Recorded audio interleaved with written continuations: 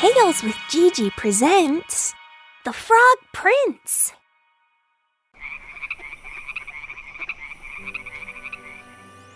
One summer's evening, a young princess was out for a stroll in the park. She held in her hands her favorite plaything, a golden ball. She was tossing the ball up in the air as high as she could and waited for the ball to fall to the ground. She threw the ball so high that the princess didn't see where the ball had gone, but she just heard a heavy splash coming from the nearby lake. "Oh no, I can't believe I lost my ball," wept the princess in despair. "How am I going to tell my father that I lost the precious gift he gave me? I would give anything to be able to get it back." A frog overheard what had happened.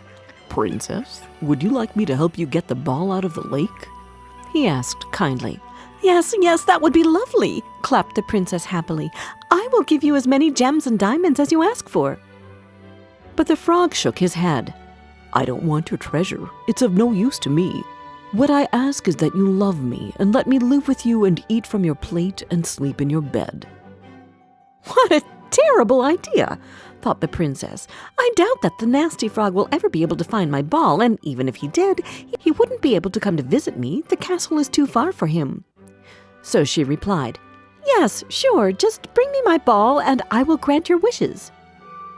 The frog dived under the water and soon his head popped out of the surface. "You are my queen, your ball," he said, and coming out of the lake, he rolled her golden ball towards her.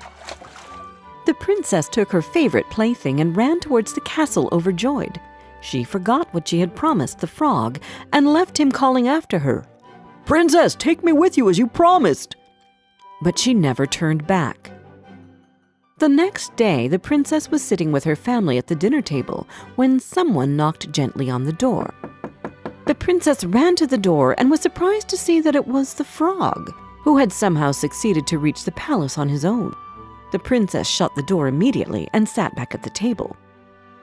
"Who was it that upset you so much, my darling?" Her father asked. "Oh, father," said the princess, not knowing how to explain what happened at the lake. "Yesterday I was playing with the gold ball you gave me as a present when I dropped it in the lake. There was a frog there, and the frog offered to help me to get it out from the lake bottom. In return, I had to promise that he could live with me here." The king thought for a while, but then he said, "You are a princess, and princesses should never give empty promises. Stick to your words and let him in." The princess went to open the door, and the frog jumped to the dinner table, making nasty tapping and splashing sounds. The frog turned his head to the princess. "Please, lift me so that I can sit on the chair next to you," he asked. The princess placed the frog on the chair next to her. She was wiping her hand in disgust when the frog spoke again. "Lift me on the table now so that I can eat off your gold plate." The princess took him in her hand unwillingly and put him next to her plate. After dinner, the frog spoke again. "I am so tired now," he said. "Take me to your bedroom and put me in your bed."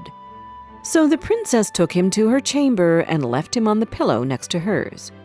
The frog slept next to the princess as she had promised him, and in the morning he hopped downstairs and went out of the castle. "Phew!" sighed the princess when she woke up and saw that the frog was gone. "He won't bother me again now that I have granted him the wish." But she was wrong, because the frog came back in the evening. She was already in bed when she heard the same gentle knock at the door.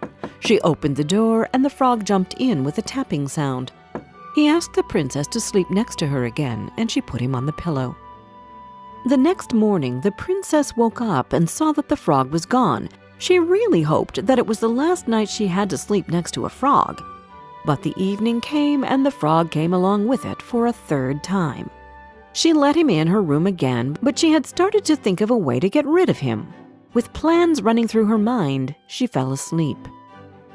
When she woke up in the morning, the frog was gone, and a handsome prince was looking at her with his beautiful brown eyes. She was pleasantly shocked, but she couldn't understand what had happened overnight. The prince told her the story of the curse that had been put on him.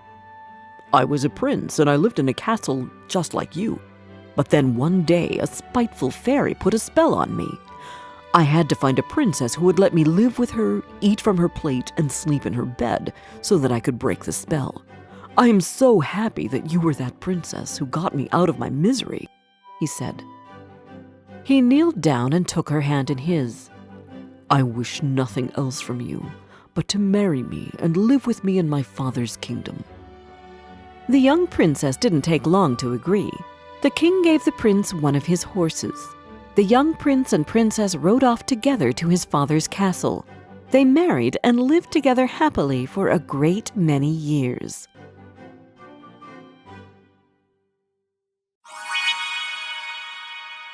Did you like this story? Download our storytelling app, Tales with Gigi, where you can find more than 30 other fairy tales and fables which can come in handy during feeding time, bedtime, or on road trips. And don't forget to subscribe to our channel. We've got new tales coming out every Wednesday.